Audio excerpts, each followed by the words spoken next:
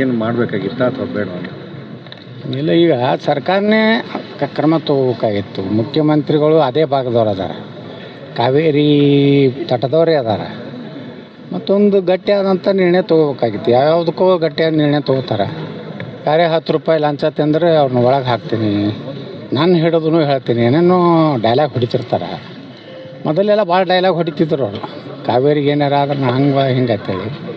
ಮತ್ತಿಷ್ಟು ಒಬ್ಬ ಅದೇ ಕಾವೇರಿ ಜಲಾನಯನ ಪ್ರದೇಶದಿಂದ ಬರುವಂಥ ಒಬ್ಬ ಮುಖ್ಯಮಂತ್ರಿಗಳಿದ್ದಾಗ ಆ ಜನರ ಹಿತವನ್ನು ಕಾಪಾಡೋದು ಅವ್ರ ಕೆಲಸ ಇತ್ತು. ಅವರು ವಿಫಲರಾಗ್ಯಾರ. ಮತ್ತು ಏನಾಗಿದೆ, ಮೊದಲಿನ ಹಿಡಿದು ಒಂದು ಕಾವೇರಿ ಅಂದ ಕೂಡಲೇ ದಕ್ಷಿಣ ಕರ್ನಾಟಕ, ಕೃಷ್ಣೆ ಅಂದ್ರೆ ಉತ್ತರ ಕರ್ನಾಟಕ. ಕೃಷ್ಣೆಗೆ ಅನ್ಯಾಯ ಆದಾಗ ಆ ಕಡೆ ಜನ ಸ್ಪಂದನೆ ಸರಿಯಾಗಿ ಮಾಡೋದಿಲ್ಲ ಅನ್ನೋಂಥದ್ದು ಉತ್ತರ ಕರ್ನಾಟಕ ಜನರ ಒಂದು ರೀತಿ ಅಸಮಾಧಾನ ಇದೆ.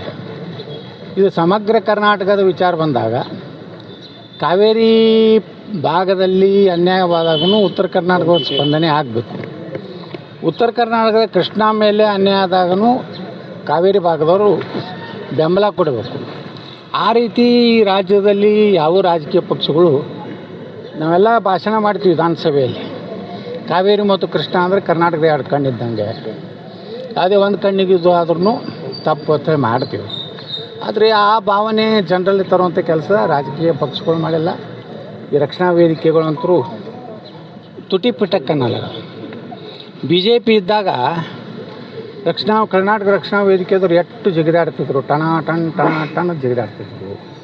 ಇವತ್ತು ನಾವು ಬಂದ್ ಕರೆ ಕೊಡೋದಿಲ್ಲ, ನಾವು ಬಂದ್ ಮಾಡೋದಿಲ್ಲ, ನಾವು DK ಶಿವಕುಮಾರ್ ವಿರುದ್ಧ ಮಾತಾಡೋದಿಲ್ಲ. ಅಂದ್ರೆ ಇದೇನು ಕಾಂಗ್ರೆಸ್ಸಿನ ರಕ್ಷಣಾ ವೇದಿಕೆಯೋ, ಕನ್ನಡ ಭಾಷೆಯನ್ನು ಉಳಿಸೋದ್ರ ರಕ್ಷಣಾ ವೇದಿಕೆ. ಇವತ್ತು ಅವ್ರು ಯಾವುದೂ ಸಕ್ರಿಯವಾಗಿ ಅಲ್ಲಿ ಪಾಲ್ಗೊಳ್ತಿಲ್ಲ. ಇಲ್ಲ, ಅವ್ರು ಬೆಂಬಲನೇ ಕೊಟ್ಟಿಲ್ಲ ಸರ್. ಅದೇ ಬೆಂಬಲನೇ, ಅದೇ ನಾ ಕೇಳ್ತೀನಿ, ಯಾಕೆ ಕೊಡಲಿಲ್ಲ ಬೆಂಬಲ? ಇದು ಈ ಕನ್ನಡ ಈ ಕಡೆ ಉತ್ತರ ಕರ್ನಾಟಕದ ರಕ್ಷಣಾ ವೇದಿಕೆಯವರು ಕೇಳಬೇಕು ಅವ್ರ ಅಧ್ಯಕ್ಷಗೆ, ಯಾಕೆ ಕೊಡೋದಿಲ್ಲ, ಕಾವೇರಿ ಕೊಡೋದಿಲ್ಲ, ಕೃಷ್ಣೆಗೆ ಕೊಡೋದಿಲ್ಲ, ಅಥವಾ DK ಶಿವಕುಮಾರ್ ಸರ್ಕಾರ ಇರೋದ್ರಿಂದ ಇದಕ್ಕೆ ಬೆಂಬಲ ಇಲ್ಲೋ? ಹೀಗೆ ಇವತ್ತು ನೋಡ್ರಿ, ಒಬ್ಬ ಸಚಿವ ನಮ್ಮ ದಲಿತ ಬಂಧುಗಳ ಬಗ್ಗೆ ಅಪಮಾನಕಾರಿಯಾಗಿ ಅವಹೇಳನಕಾರಿಯಾಗಿ ಮಾತನಾಡಿದ್ದಾನೆ. ದಲಿತ ಸಂಘಟನೆಗಳು ನಾವು ಯಾರ್ಯಾರು BJPಯವರು ಅಥವಾ ಕಾಂಗ್ರೆಸ್ ಮಾತಾಡಿದರೆ ಎಷ್ಟು ಜೋರು ಹೋರಾಟ, ಎಷ್ಟು ಉಗ್ರ ಹೋರಾಟ, ಚೀರಾಟ, ಕೂಗಾಟ ಮಾಡ್ತಿದ್ರು. ಈಗ ಅದನ್ನು ಅವ್ರು ಕರೆ ರಾಜೀನಾಮೆ ಕೊಡಬೇಕು. ಒಂದು ದಲಿತ ಸಮುದಾಯ ಇರುವಂತಹ ಪ್ರದೇಶದ ಬಗ್ಗೆ ಅವಹೇಳನಕಾರಿ ಮಾತಾಡೋಣಂದ್ರೆ ಮತ್ತು ಇವತ್ತು ದಲಿತ ಸಂಘರ್ಷ ಏನು ದಲಿತರ ಪರ ಹೋರಾಟ ಮಾಡೋರು ಎಲ್ಲಿ ಅದಾರೆ? ಹಿಂದೂಗಳಿಗೆ ಅನ್ಯಾಯ ಆದಾಗೂ ಮಾಡ್ತಿಲ್ಲ. ಅಲ್ಲಿ ಮೈಸೂರು ಭಾಗದಾಗ ಒಬ್ಬದು ದಲಿತರಿಗೆ ಮುಸ್ಲಿಮರು ಹೋಗಿ ಮನೆ ಹೊಕ್ಕು ಹೊಡೆದ್ರೂ ದಲಿತ ಸಂಘಟನೆಗಳು ಹೋರಾಟ ಮಾಡೋದಿಲ್ಲ. ಅಂದರೆ ಇವರು ಕರ್ನಾಟಕದ ಹಿತ ಕಾಪಾಡೋರಲ್ಲತ್ತು ಇವೆಲ್ಲ 2-3 ಹೋರಾಟ ನೋಡಿದ್ರೆ ಅನಿಸ್ತದೆ.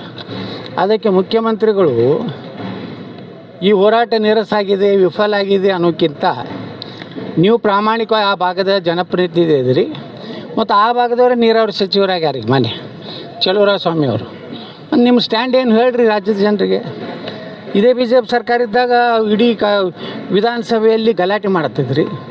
ಈಗ ನೀವೇ ಅಧಿಕಾರದಲ್ಲಿದ್ರಿ, ಹೇಳ್ರಿ ಅವ್ರಿಗೆ ಏನು ಕೃಷ್ಣ ಇದು ಇದೆಯಲ್ಲ ಟ್ರಿಬ್ಯುನಲ್ಗೆ ಹೇಳ್ರಿ, ನೀರು ಎಲ್ಲೈತಿ ನೀವು ಬಂದು ಅಳೀರಿ.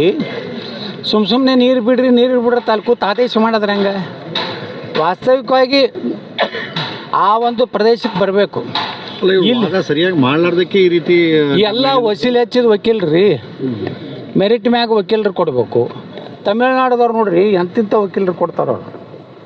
ನಮ್ಮವ್ರಿಗೆ ವಕೀಲರನ್ನ ಸರಿಯಾಗಿ ಡೆಪ್ಯೂಟ್ ಮಾಡೋದಿಲ್ಲ. ಯಾರೋ ಕೆಲವೊಂದು ಮಂದಿ ತಮ್ಮ ಏನು ಅಂತಾರಲ್ಲ ವೈಯಕ್ತಿಕ ಗೆಳತನಕ್ಕೆ ತಮ್ಮ ಜಾತಿಯವ್ರನ್ನ ಅಲ್ಲಿ ಡೆಪ್ಯೂಟ್ ಮಾಡ್ತಾರೆ.